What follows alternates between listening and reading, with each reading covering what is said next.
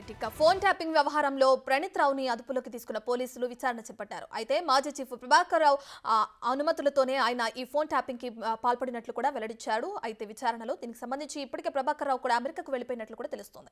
కేసుకు సంబంధించి మరిన్ని అప్డేట్స్ మా ప్రతినిధి సురేష్ లైవ్ లో అందిస్తారు. సురేష్, ఇప్పటికే చూసుకుంటే ఆయన అమెరికాకు వెళ్లిపోయినట్లు కూడా తెలుస్తుంది. పోలీసుల దర్యాప్తులో ప్రస్తుతం ఈ కేసు దర్యాప్తు ఎక్కడి వరకు వచ్చిందంటారు?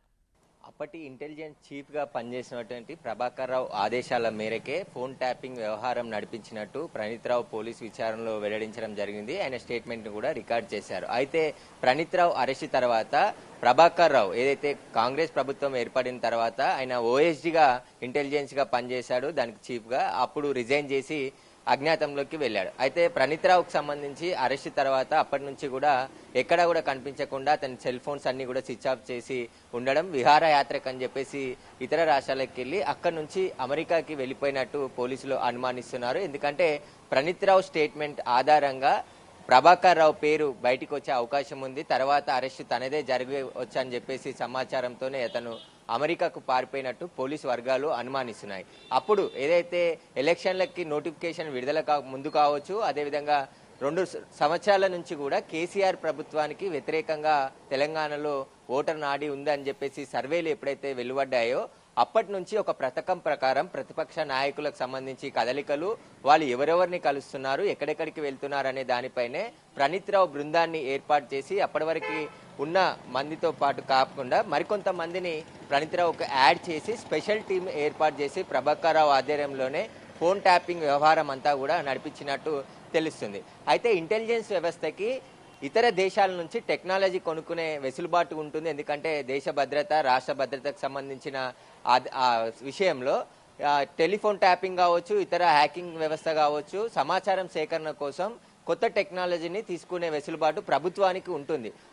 అదే అదునుగా భావించిన ప్రభాకర్ రావు ఇటు రష్యా, ఇజ్రాయెల్కి వెళ్లి కొత్త టెక్నాలజీని కొనుగోలు చేసి తెలంగాణకు తీసుకొచ్చి ఫోన్ ట్యాపింగ్ వ్యవహారం అంతా కూడా నడిపినట్టు ప్రణీత్ రావు వెల్లడించినట్టు తెలుస్తుంది. ఎందుకంటే ఒక ప్రత్యేకమైన ఎక్విప్మెంట్ కోట్ల రూపాయలు పెట్టి కొనుగోలు చేసి తెలంగాణకు తీసుకొచ్చి ఎవరైతే ప్రతిపక్ష నాయకులు ఉన్నారో వారికి సంబంధించిన ముఖ్య నాయకుల కదలికపై ఈ నిఘా టీంతో మొత్తం ఎప్పటికప్పుడు వాళ్ళ ఫోన్లను ట్యాపింగ్ చేసి వారు ఎక్కడికి వెళ్తున్నారు, ఎవరితో మాట్లాడుతున్నారు, ఎవరి షెడ్యూల్ ఏ విధంగా ఉందనేది డైరెక్ట్ అప్పటి సీఎం కేసీఆర్ కి చేరవేసేవాడు ప్రభాకర్ రావు. అందులో భాగంగానే పొలిటికల్లో ఎట్లా ఓడిపోతున్నామనే ముందే సమాచారం కేసీఆర్ కి తెలవడంతో ఈ ఫోన్ ట్యాపింగ్ వ్యవహారానికి తెరలేపినట్టు తెలుస్తుంది. దానికి సంబంధించే ముఖ్యంగా హై టెక్నాలజీ, కొన్ని హ్యాకింగ్ సంబంధించిన సాఫ్ట్వేర్లను తీసుకువచ్చి ఇక్కడ ఎవరైతే ముఖ్యంగా కాంగ్రెస్ కి సంబంధించి అప్పటి PCC chief Revanth Reddy phone tapping చేస్తున్నారని నేరుగా ప్రభాకర్ రావు పేరు ప్రెస్ మీట్ లో పెట్టి మరీ చెప్పడం జరిగింది. ప్రభాకర్ నేతృత్వంలోనే ఫోన్ ట్యాపింగ్ చేస్తుంది. ఎందుకంటే